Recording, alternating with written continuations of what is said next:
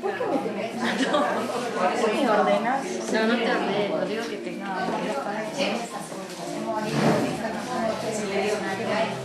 ¿Vos lo hiciste? Ahora él dice, vos esperás de tu plan, digamos, ya sé desde tu plan, pero y cuando son, por ejemplo, mis hijos que son del marido, el plan de mi marido, ¿cómo tiene que hacer? Tienes que hablarle a su consciente, pero es dejar el libro de arriba de tu hijo que viva lo que tenga que vivir, vos consciente. No te puedo decir, Carlos, no te hagas cargo de lo no tenés suficiente, hacerte cargo de lo tuyo. ¿Quieres hacer cargo de tu marido? No, de mi hijo. Claro, pero de lo que trae de tu marido. ¿Se entiende? Podés hacer que tu hijo sea consciente de eso. ¿Me entiendes? Depende de la edad. Sí, 29. No. Deje volar. Y sí, le podés decir. Yo le he hablado, pero es como que viste todo esto. No se puede despertar que no sabe que está soñando. Una pregunta, física un poco. Sí. Yo tengo un hermano que nació, se llama Marcelo, nació el 1 de octubre del 67, que yo se falleció, y yo nací el 15 de octubre del 66 y me pusieron Marcelo. Sí, lo traes de tu hermano. Estás cargando. ¿Qué edad tenía tu mamá cuando tuvo a tu hermano? ¿Qué edad tenía?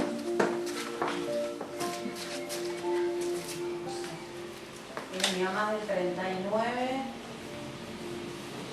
y él nació en el 65. 26 años. ¿Y cuándo se murió? ¿Cuántos días? ¿Cuántos meses? 2 días. ¿Cuántos kilos te sobran? 30. Ah. Estás cargando a tu hermano en tu cuerpo. Lo incorporaste emocionalmente. ¿A partir de qué edad? ¿De que tuviste tu primer hijo? No, de los 30. Y 30 kilos. 30 años. Vale. ¿Y tu mamá qué edad tenía cuando naciste vos? Al otro año. Vale.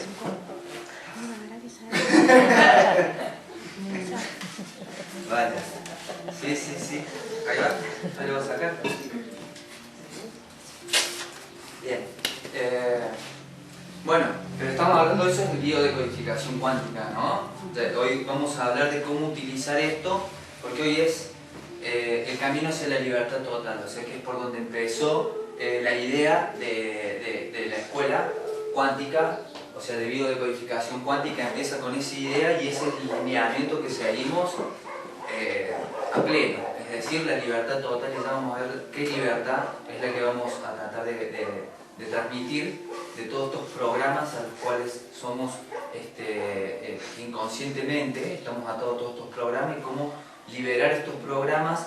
Y luego no termina ahí el tema, sino que es lo que yo hoy quiero transmitir, es una manera de ver la vida diferente, ¿no? Lo pueden tomar, hay cosas que pueden tomar, cosas que no, pero que apunta hacia la libertad total, ¿sí? Esa es la idea, es bien arriba lo que se intenta.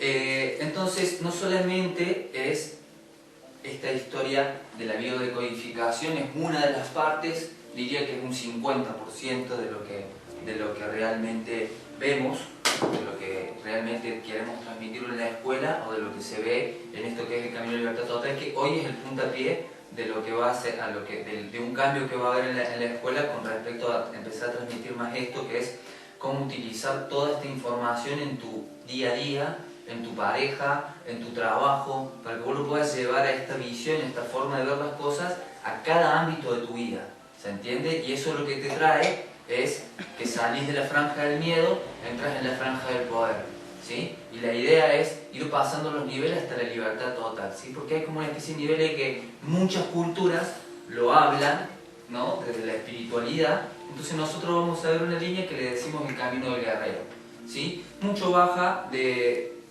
muchísimas culturas diferentes, ¿no? Desde el hinduismo, desde el sufismo, desde lo tolteca, ¿no? Entonces acá es como una línea que le llamamos el camino del guerrero, que tiene ciertos lineamientos que hoy vamos a ver y con ciertas pautas que pueden ustedes incorporar en su vida, y a partir de esas pequeñas pautas, porque no son muy difíciles tampoco, vos lo podés llevar a tu vida, y lo que te trae esta sobriedad, esta especie de centramiento, estar centrado, ¿sí? Que las cosas ya el mundo no te parece un lugar, ¿no? en donde las cosas te suceden y que no entendés por qué te suceden, y aunque entiendas por qué te suceden, también saber qué hacer con eso que te sucede. ¿Se entiende? Entonces te trae esa especie de sobriedad, de estar despierto, ¿no? Y sobre todo en el papel del observador constantemente. Entonces, vamos a empezar esto de una manera ya... ¿Y por qué cuántico? Porque vamos a hablar de física cuántica también. El camino del guerrero comienza... yo soy ingeniero de electrónica, ¿no? Diseñador gráfico, tengo un montón de papeles así, un montón, que no sé ni dónde están, los tiene mi mamá. A ella le importan esas cosas, ella los enmarca y los tiene en su casa, ¿viste? A mí nunca me interesó esa historia. Yo empecé a trabajar todo esto por mí mismo, ¿vale?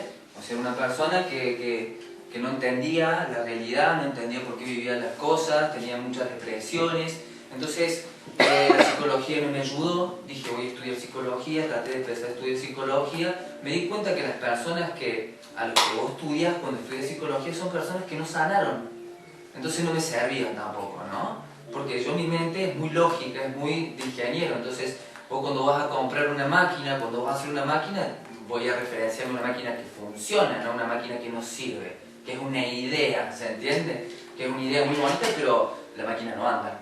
¿Se entiende? Eso es lo que yo hacía antes en mi trabajo, ¿no? Tenía una empresa en donde diseñábamos maquinaria para solucionar conflictos de las personas, ¿no? de las empresas. La empresa necesitaba algo y nosotros diseñábamos la robótica y todo eso, y yo estaba en esa historia de la programación de la robótica.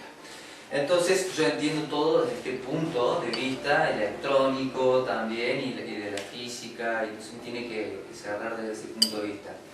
Y eso le sirve al ego, ¿sí? Porque por más que yo perciba energía y que entienda un montón de cosas, yo le voy al ego y se lo bajo y bajo las barreras y ahí entro desde otro lado, ¿no? Entonces dentro de todo eso aparecen en mi vida muchos escritos antiguos y muchos son contemporáneos, ¿no? En donde daban una especie, empezaba a notar que había una especie de mensaje o de idea que todos tenían. Es decir, el sufismo estaba diciendo lo mismo que dicen los cajunas y que estaban diciendo lo mismo que dicen los toltecas, y que en realidad la física cuántica está como dándole una especie de sustrato que lo mantiene. Antes eran como palabras muy locas que vos te pones a pensar, un tolteca hablando con un estadounidense, por ejemplo, cuando el Nahual Don Juan se encuentra con Castaneda, decía, ¿cómo le voy a explicar a este gringo, ¿no es cierto?, que está en su mundo, las cosas? Entonces pues vos te das cuenta que hablaba de esa manera rara, porque ¿cómo le voy a hablar? Hoy tenemos la física para explicar cosas que antes no se podían explicar desde otro lado, ¿no es cierto?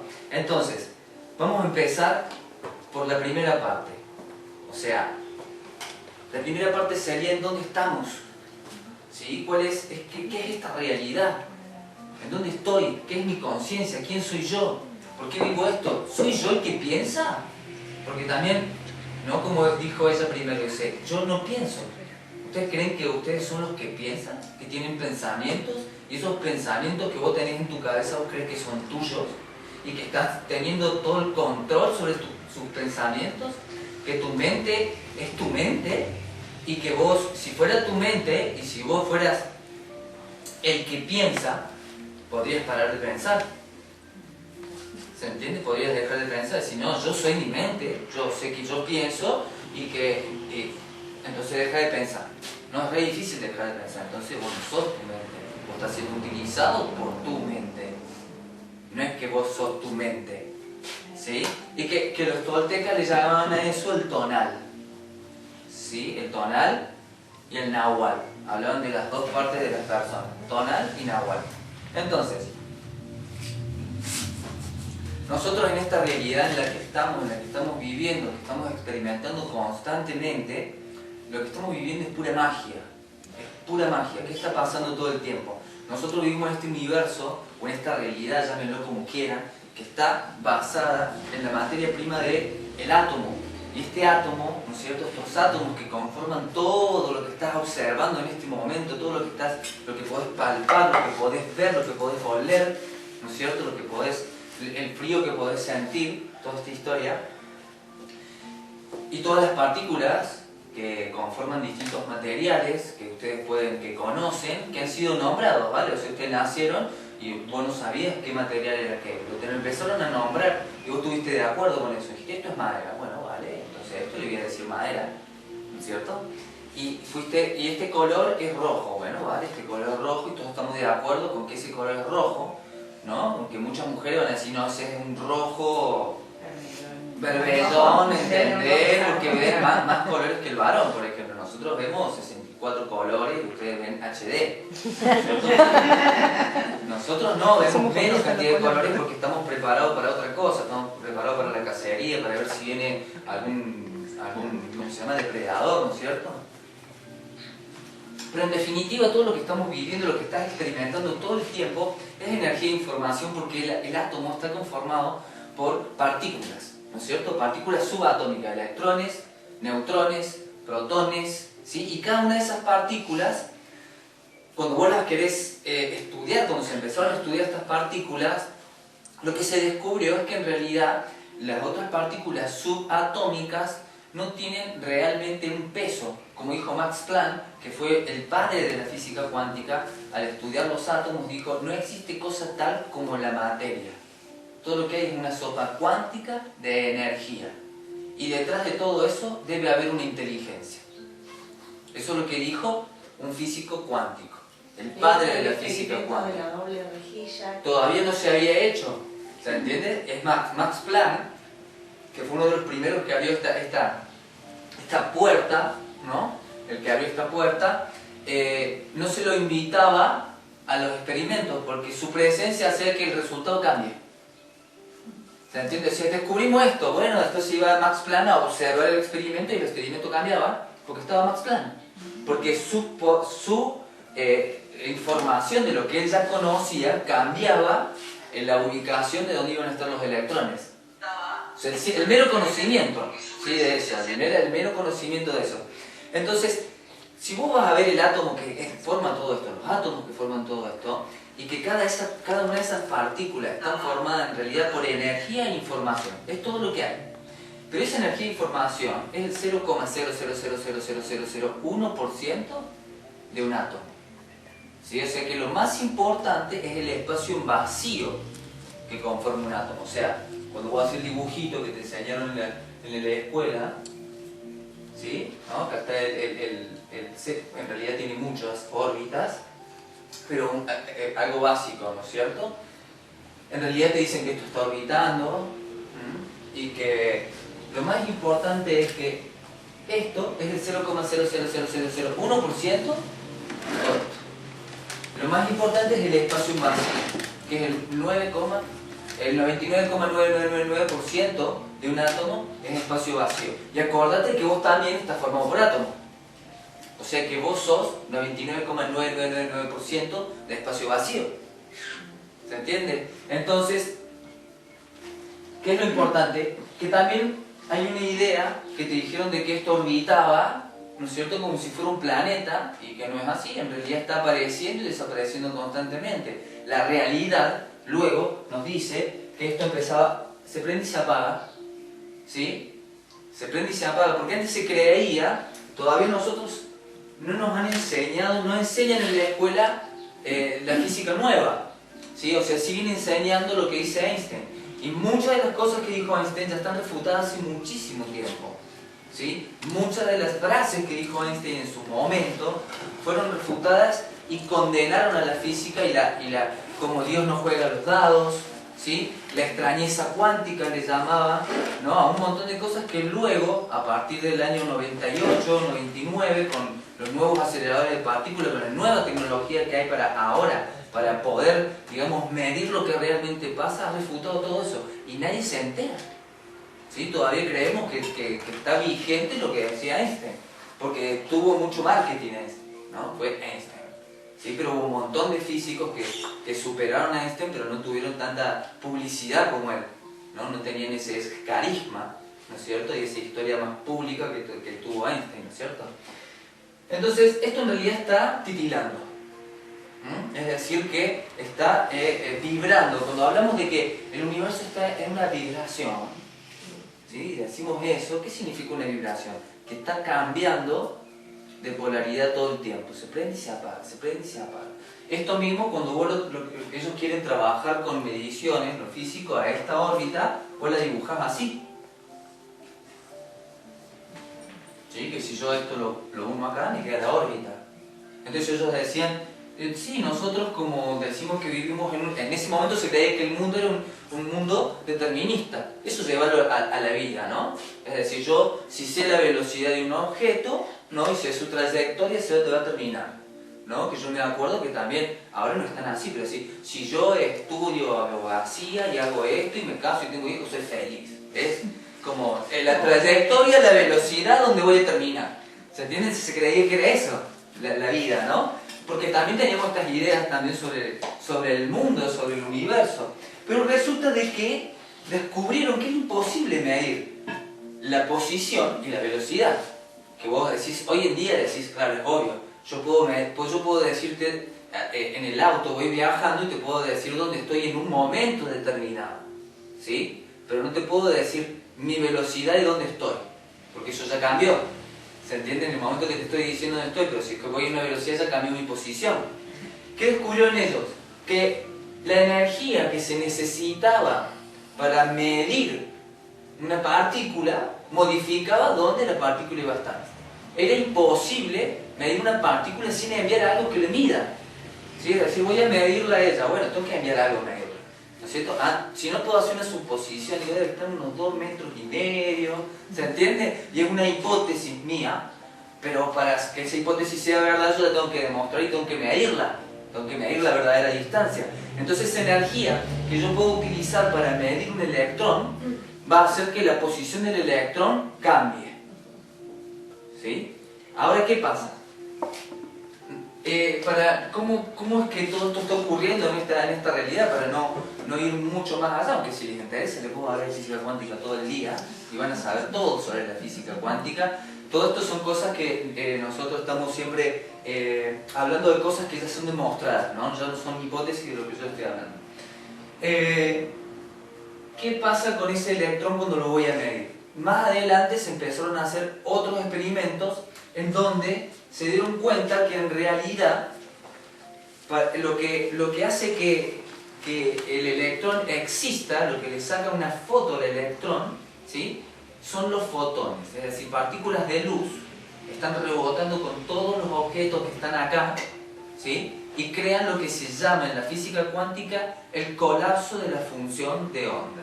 Tiene un nombre re difícil cuando leen, porque a estos nombres, si ustedes lo saben, pueden leer los informes directamente de los físicos cuánticos y no de estas cosas que salen dando en Facebook, sino que vas a la universidad y entras y podés acceder a eso.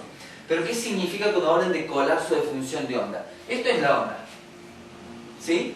Y el colapso es porque algo choca, ¿sí? Entonces cuando algo choca con el electrón, hace que el electrón esté ahí. ¿Se entiende? Le saco una foto. Antes, cuando el electrón no está siendo medido por absolutamente nada, el electrón no existe. Está en un estado de probabilidad. A no ser que algo vaya y lo mida. Si algo lo mide, el electrón va a existir. Si algo no lo mide, el electrón no va a existir.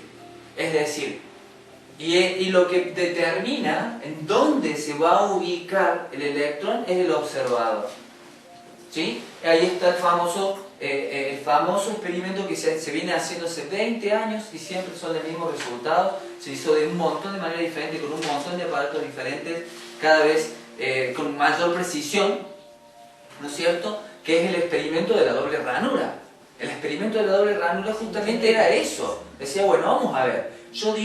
Unos decían, yo digo que la luz son ondas, ¿no? Y yo digo que la luz son partículas. Bueno, entonces diseñaron un experimento para ver si la luz, ¿no es cierto?, funcionaba como onda o funcionaba como partícula. Y empezaron a hacer unos experimentos que es el de la doble ranura, que el experimento de la doble ranura pone una placa con dos ranuras, ¿sí? Del otro lado, lo que empezaron a hacer el experimento, primero lo hicieron con fotones. Ponen una luz y del otro lado se tiene que ver reflejada, ¿no es cierto?, dos ranuras, ¿no es cierto? Pero si son partículas. Es decir, si son partículas, yo pongo acá una pared con dos ranuras, del otro lado hay una pared en blanco y yo le empiezo a disparar pelotas con pintura, algunos van a rebotar por fuera y los que pasan por las ranuras van a marcarme del otro lado el dibujo de dos ranuras. Eso es lo que ellos habían entendido, ¿se entiende? Entonces iban a demostrar de que la luz funciona como partícula. Si no, si funciona como onda, iba a mostrar lo que se llama, hay un borrador, iban a mostrar lo que se llama un patrón de interferencia. Ahí vamos con otra palabra que se usa mucho en la física. A ver. Gracias. Otra palabra que se usa mucho en la física es el patrón de interferencia. Es decir, que si fuera onda, ¿no?, hagamos de cuenta de que esto fuera una pileta y yo tiro una piedra acá y va a generar una onda, ¿no es cierto? Y tiro otra acá y va a generar otra onda, y tiro otra acá y va a generar otra onda. Esas ondas van a chocar, van a interferir entre ellos, pues se llama patrón de interferencia. Y donde interfieran, algunas se van a anular y otras van a ser más fuertes, ¿no es cierto? Entonces, si acá nosotros decimos que fuera una onda, la luz, ¿no es cierto?, los fotones, ¿no?, acá donde choca, van a marcar en la pared rayas, ¿sí? Un patrón de interferencia. ¿Saben lo que es un patrón de interferencia? Cuando ustedes van al supermercado y pasan el láser por este código de barra, eso es un patrón de interferencia. Es una manera de guardar muchísima información en un lugar muy pequeño. O sea, ese invento del código de barra, ¿se entiende?, ya es algo que existe en la naturaleza, ¿sí? Es más, cuando ustedes van a sacar un ADN para ver si su hijo es su hijo, ¿no?, ¿cómo es la tirita? Es como un código de barras, ¿sí? No es que están inventando algo que fue que se iluminaron mucho. O sea, la iluminación de eso viene de la naturaleza. Entonces, el resultado fue que les mostró que era un patrón de interferencia. Ah, bueno, listo, la luz, entonces son ondas. Perfecto, listo. Vamos a probar con electrones, porque sabemos que los electrones en esa época decían son cosas físicas. Es como si yo le tirara piedras, ¿no es cierto?, las cosas. O disparara balas contra esta placa que tiene las dos ranuras. Las balas van a pasar y van a empezar a marcarme dos ranuras porque estamos seguros de que los electrones, como son la parte básica de la materia, es algo sólido, es algo físico, ¿se entiende? Cuando pusieron un cañón de electrones a disparar contra esta placa, del otro lado también se formaba un patrón de interferencia, como si los electrones fueran ondas también. Entonces ahí empezaron a volverse locos. Pero ¿cómo puede ser que esto sea una onda? La luz puedo entender de que sea una onda, que sea una frecuencia, pero en los electrones, entonces dijeron, no, debe haber un error, vamos a hacer una cosa, deben estar rebotando entre ellos. Bueno, vamos a hacer una cosa, vamos a disparar de a uno, ¿no? Porque son muy inteligentes los tipos. Dijeron, vamos a disparar de a uno y vamos a ver qué pasa. Entonces empezaron a disparar de a uno, en lugar de un bombardeo de electrones, iban disparando de a un electrón. ¿Qué pasó? A pasar el tiempo, el electrón también formaba en la placa que registraba un patrón de interferencia, un código de barra. Y ahí fue donde se armó todo este bardo de los mundos paralelos. ¿Sí? Ahí empezó a decir, hay mundos paralelos, universos paralelos, donde otros experimentos y esto están siendo realizados y son todas las probabilidades, ¿no es cierto? Luego después con la máquina esta de Dios, se mostró que esto de los universos paralelos es nada, se fumaron uno muy bueno, ¿no? Estaba bueno que se fumaron con Salgranese. Entonces, ¿qué pasa? Dijeron, vamos a disparar de a uno pero formaba un patrón de interferencia. Pero luego dijeron, bueno, vamos a hacer una cosa, vamos a ver qué hace el electrón antes de pasar por las dos ranuras. Tiene que pasar por una o por otra. No puede ser que muestre todas las posibilidades de por dónde puede pasar el electrón. Entonces lograron, después de muchos años, diseñar un aparato que podía observar, medir qué iba a hacer el electrón, qué decisión iba a tomar el electrón antes de pasar por una ranura o pasar por la otra. Y ahí cambió el experimento. Ahora, como el electrón sabe que lo vas a medir, ya se empezó a comportar como partícula y cambió el experimento, y del otro lado se formaron las dos ranuras que estaban esperando al principio. O sea, el electrón ahora sabía que iba a ser medido, entonces se empezó a comportar como electrón. Antes tenía la libertad de ser lo que quisiera. Cuando pongo el observador antes de la placa, el experimento cambia. ¿Se entiende? Ya el electrón dice, yo ahora paso por A, o ahora paso por B. ¿Se entiende? Ya perdió esa libertad de ser todas estas posibilidades. O sea que se comporta inteligentemente. O sea, poder observar. Impresionante, ¿por qué? Hay otra cosa que sucede en el mundo nuestro de átomos, que es el entrelazamiento cuántico.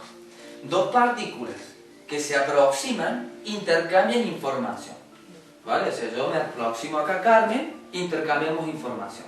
O dos electrones que se conocen, cuando se conocen, hay lo que se llama entrelazamiento cuántico, que eso no le gustaba para nada a Einstein, ¿no es cierto? A Einstein tampoco le gustaba esta teoría que ya le había hecho otro científico. Dice, a mí me gustaría saber que si yo no miro la luna, que la luna va a estar lo mismo. ¿Se entiende? Porque aparte era muy creyente. Entonces, el entrelazamiento cuántico dice que cuando dos partículas se entrelazan, quedan entrelazadas para siempre. Y cuando una cambia la información, la otra vive el mismo cambio de información al mismo tiempo, aunque estén separadas galaxias de distancia. Es decir, por ejemplo, John Bell, a través de una fibra óptica, largaba en direcciones opuestas electrones entrelazados. Es decir, los entrelazaba y después los mandaba por 11 kilómetros de fibra óptica. En un momento, uno de ellos se encontraba con una decisión de tomar un camino. ¿Se entiende? Cambiar de carril, por decirlo así. Y siempre que uno de los gemelos elegía, por ejemplo, el de la izquierda, el otro elegía el de la derecha. Si yo elegía el de la derecha, elegía el de la izquierda. Siempre. Y ese cambio de dirección, de vía, ocurría sin que pase un solo instante. Es decir, la información que se transmitían entre ellos no tenía tiempo ni distancia. No hay un límite de la velocidad, como decía Einstein, porque si el límite hubiera sido eso, se hubiera demorado en estos 11 kilómetros 6 segundos entre el cambio de uno y otro. Y no existe en la física cuántica estas leyes de la física, digamos, newtoniana, se van todas al carajo. ¿Vale? Porque si no, tendría que ser 6 segundos después y el otro tendría que cambiar. Entonces, ¿qué hacen? Dijeron, vamos a entrelazar electrones, a uno lo vamos a mandar por la ranura, por este experimento que ya estábamos haciendo de la ranura, y otro lo vamos a mandar sin ser medido. ¿No? Sin ni siquiera ser medido. Entonces, cuando ellos mandaban los electrones entrelazados, ¿sí?, y lo medían al que iba a pasar antes de la ranura, lo que mostraba en la placa eran las dos ranuras, y el otro también. ¿Se entiende? Ahora, si al otro electrón lo mandaban a que choque antes y después, ¿no es cierto?, por ejemplo, no lo medía, el electrón que salía antes ya sabía lo que iba a pasar en el futuro. Ya sabía si su gemelo iba a ser medido o no iba a ser medido. Impresionante. Eso es lo que está pasando todo el tiempo. Eso está sucediendo todo el tiempo. Ahora, ¿qué tiene que ver? ¿Qué tenemos que ver nosotros? Primero que tenemos que entender algo. Nosotros, a través de nuestro cerebro, captamos toda esta información del universo, ¿sí? Pero nuestro cerebro es limitado. No podemos escuchar todas las frecuencias. No podemos ver todas las frecuencias. ni siquiera podemos oler todas las frecuencias. Es como si el radio que sintoniza, que debería ser todo nuestro sistema, ¿no es cierto?, cerebro, que es el que interpreta toda la información, la analiza con experiencias anteriores, por ejemplo, y vos tenés una visión del mundo, tenés una experiencia que está siendo interpretada por un montón de cosas, ¿sí? que están jugando y que no es la experiencia real, porque nuestro cerebro solamente puede captar el 3%. O sea, se te pierde el 97%. Si solamente trabajas con tu cerebro. Te voy a decir con este es tuyo, ¿no? Sí, bueno, entonces toda esta información que entra a nuestro cerebro, y nosotros confiamos un montón en lo que escuchamos, en lo que vemos, en lo que... ¿sí? Pero resulta que cuando vos estás viendo un objeto, no estás viendo el objeto, en realidad estás viendo cómo rebotan los fotones sobre ese objeto. Ese rebote de esos fotones sobre el objeto entra a los 8.000 millones de conos que tenemos en nuestros ojos, captan esa información, ¿sí? La traducen en electricidad, la mandan al lóbulo occipital. ¿Y sabes qué hace tu lóbulo occipital? Compara esta imagen con esto, con algo que vos hayas visto parecido antes, y forma tu imagen. La imagen que vos estás viendo se está siendo formada en tu lóbulo occipital. Y vos decís, yo estoy viendo este fibrón que existe, ¿no?, allá. Y en realidad la experiencia de verlo está sucediendo en tu cerebro. ¿Se entiende? Claro, cuando vos estás escuchando, ¿no es cierto?, un ruido, ¿sí? Y vos decís, no, el ruido está sucediendo allá. No, el ruido está sucediendo en tu cerebro. Allá algo está moviendo partículas, ¿no? Está cambiando, está creando una onda de variación en la presión atmosférica. Eso es lo que sucede científicamente. Y esa onda llega hacia vos, y si tiene entre 20 y no sé cuántos decibeles, o sea, de movimientos, tu cerebro va a traducir en tu tímpano va a empezar a hacer esto, un golpeteo. Ese golpeteo se va a transformar en electricidad y vos vas a experimentar el ruido en tu cerebro. O sea que en realidad vemos lo que el cerebro quiere que veamos. No sabés la cantidad de experimentos que hay en donde hay un accidente y el cerebro sumó cosas. O cómo el cerebro genera hologramas para que vos veas algo que no está. Si lo mismo lo está generando el cerebro. Hay una película ¿Se entiende? de eso que se llama 8 puntos de vista. Ajá. Que trata de matan al presidente y muestra cómo lo ve ella, Sí, que sí. es la que pone la bomba, cómo lo ve él, el que está filmando, y se ven totalmente películas Claro. distintas. Hay unos documentales muy divertidos que se llama Juegos Mentales. Ah, sí. Juegos mentales te explica también cómo tu cerebro, y te hacen un juego de decir, claro, sí, y estás condicionado mucho por esta parte nuestra, ¿no? Entonces, ¿pero qué pasa? Es fascinante todo eso, lo que está sucediendo todo el tiempo en nosotros. Pero lo importante que tenemos que saber es que nosotros como seres vivos, emitimos fotones. Albert Fitzgerald descubrió que nosotros emitimos fotones. Al emitir fotones, es decir, emitimos luz. Eso es lo que hace de que vos como observador creas el colapso de la función de onda de esta habitación. Entonces entre nuestros fotones estamos creando esta habitación. Todo ser vivo emite frecuencias de luz. ¿Sí? Eso lo descubrió Albert Fitzgerald. ¿Sí? No es una teoría, diseñó una máquina, todo lo demostró. Es más, hubo un montón de cosas que les llamaron muchísimo la atención. Que las personas enfermas emiten más luz. Y que los iluminados no emiten luz. Casi no emiten luz. ¿Por qué? Porque no están juzgando el campo cuántico.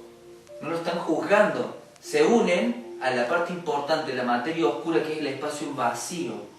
Es el no juicio, es lo que crea lo otro. ¿Se entiende? En cambio, el que emite mucha luz, ¿sí?, es porque toda su energía, digamos, está en el exterior. Emite muchos juicios, emite muchas cosas. ¿Se entiende? Y cree que el exterior está existiendo. Pero en realidad vos sos realmente sos el creador. Imagínate el poder que tenés. O sea, si vos te levantás solamente con esa idea todas las mañanas, Si vos te levantás toda la mañana y sos consciente que cuando estás mirando el cielo, vos estás creando el cielo, que cuando estás mirando el árbol, sos parte de esa creación, del pájaro, del perro, ¿se entiende? ¡Wow! Simplemente que te levantes todos los días y que puedas permanecer en ese estado y que te des cuenta de que tu creación es tu creación y que es fabulosa, hasta lo que vos podés llegar a llamar malo, ¿se entiende? Fantástico, mirá qué buen infierno que me creé, ¿no? Perfecto el infierno, ¿no? Con todas sus tonalidades, todo lo que necesito, ¿no? Entonces nosotros somos estos seres que en realidad nuestra conciencia, digamos, lo que vos estás viendo, y ese es lo primero que para tener libertad vos tenés que saber. ¿Sí? Lo primero que tenés que entender, que tenés que aceptar, ¿sí? Conscientemente, porque toda la otra información que vos aceptaste, la aceptaste inconscientemente. Te la dijeron en la escuela, te lo dijo tu papá, te lo dijo tu mamá, te sentiste ofendido por un montón de personas en el pasado, crees que te pasaron un montón de cosas y que gente te hicieron cosas, entonces empezaste a achicar tu mundo, ¿no es cierto? Y tu mundo es tu misma creación, ¿se entiende? Entonces, si vos ya te levantás con esa idea, ya empezás a empoderarte. Eso es como el libre albedrío. ¿Cómo es como el libre albedrío? Todo el tiempo, lo que estás viviendo es tu propia mente. Hay una metáfora que usan los toltecas que dice el guerrero, porque dijimos que esto es el camino del guerrero. Es decir, en un momento vos podés decidir o ser un guerrero o ser una víctima. Cualquiera de los dos. ¿Sabes qué? Dios no se va a meter. Dios te va a decir lo que vos quieras. Libre albedrío. ¿Sí? Responsabilidad. Libre albedrío. Vos tenés libre albedrío acá para crear lo que vos quieras, te dijo. Y también los hice a imagen y semejanza, es decir, son creadores, igual que el creador. Entonces esa frase que dice, los hice a imagen y semejanza, y todo el mundo dijo, no, claro, Dios debe ser un ser humano y debe ser hombre. No sé por qué. No sé por qué le dijeron que... No, porque antes había una diosa, en realidad antes eran diosas, ¿sí? Y entonces el hombre, digamos, era como que servía para lo que era, digamos, la parte física, la parte de la protección y todo eso, pero los hombres que no tenían esa fuerza, ¿no es cierto?, eran como descartados. Y esos fueron los que empezaron a crear ellos esta noción del Dios hombre, ¿no es cierto?, para tener ese poder y poder dominar a través del miedo, ese famoso patriarcado que están hablando ahora. ¿Tienen? ¿Sabes cómo tienen? Con esa polarización. Entonces, vos sos el creador. Entonces, si vos podés aceptar de que esta información que antes se transmitía de una manera súper extraña, porque por ejemplo los toltecas decían el intento, ¿no? O sea, lo pongamos de lo que decían ellos. Los toltecas decían que hay una fuerza en el universo, una inteligencia que es infinita, ¿sí? Que todo lo crea, que todo lo interpenetra, ¿sí? Estamos hablando de los átomos y cómo ese espacio en vacío nos conecta con todos. El espacio en vacío es lo que nos conecta. ¿Se entiende? El espacio vacío es lo que más importante para llegar a eso. O sea, no existiría nada sin ese espacio vacío. Esta habitación no puede existir sin espacio vacío que hace que las paredes estén. Si vos le quitas todo el espacio vacío que hay, esta habitación no existe. ¿Se entiende? Porque necesitamos el espacio en vacío, el cielo. ¿Se entiende? Esta habitación existe por su espacio vacío. Si vos El vacío existe. El vacío existe. No tiene nada. Y es muy loco porque están gastando millones de dólares para saber qué hay en el vacío. Porque no puede entender la mente que el vacío sea vacío, porque no puede, por más que la matemática pueda hablar del cero absoluto y del infinito, son números que la mente finita no puede comprender ni aceptar. Vos podés hablar del infinito. Sí, podemos hacer acá todas estas cosas que al final no sé para qué le estudiamos el cuadrado, no sé quién usó el cuadrado de binomio perfecto alguna vez en su vida, para algo. ¿Se entiende? Dijeron, bueno, vamos a enseñarles y te rompieron con eso y después no lo usás. ¿Quién lo usó? ¿Yo? ¿Y yo soy ingeniero? No, y no lo usé nunca eso, por ejemplo. ¿No? Entonces, ¿qué es lo que estábamos hablando con respecto a eso? Con el chiste me perdí. Entonces, el espacio vacío, ¿no? Entonces, vos sos el que estás creando todo el tiempo, y si vos aceptas todo esto y que vos estás creando el colapso de función de onda, vamos a ver cómo nosotros estamos creando de manera inconsciente. ¿Por qué? Porque esos fotones que están creando tu mundo tienen información. Porque ¿qué es lo que determina que el electrón se encuentre en un lado o en otro? La información que lleva el fotón y que choca con ese electrón. ¿Sí? Lo fantástico de esto es que, por ejemplo, si vos estás en tu casa y no hay nadie en el baño, no hay nadie en el baño no existe. ¿Se entiende? Porque no hay nadie que haga el colapso de función de onda con el baño. ¿Se entiende? Entonces, eso es fabuloso. Es una idea fantástica y que es real. Es decir, si nadie está observando la luna no existe. Existe como una función de onda. ¿Ondas de qué? De probabilidades. Es decir, todo el tiempo vos estás creando un colapso de función de onda. Y antes, esa onda son ondas de probabilidades. Tenés la probabilidad, la opción de pensar una cosa, de pensar la otra, de actuar de una manera, de actuar la otra, y eso va a colapsar tu universo y va a colapsar algo.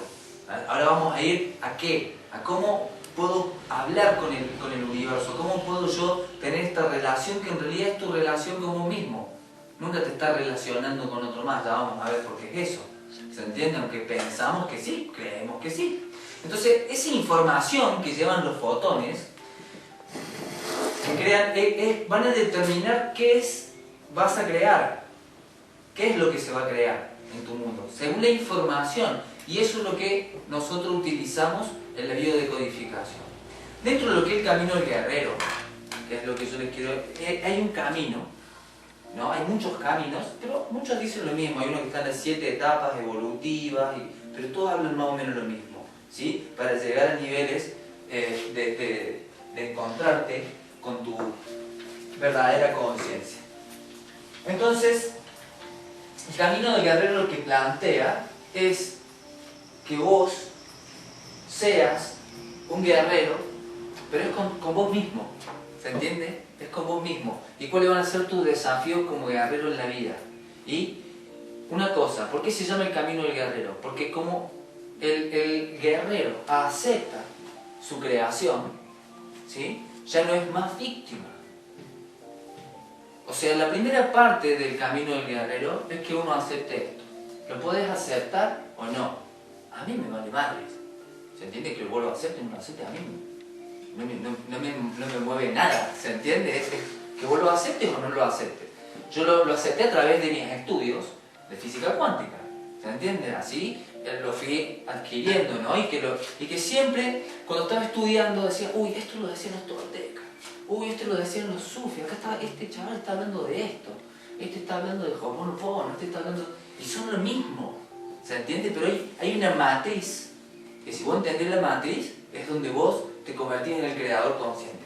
Y que esto, en donde estás, y esta proyección que estamos haciendo del universo, es un juego.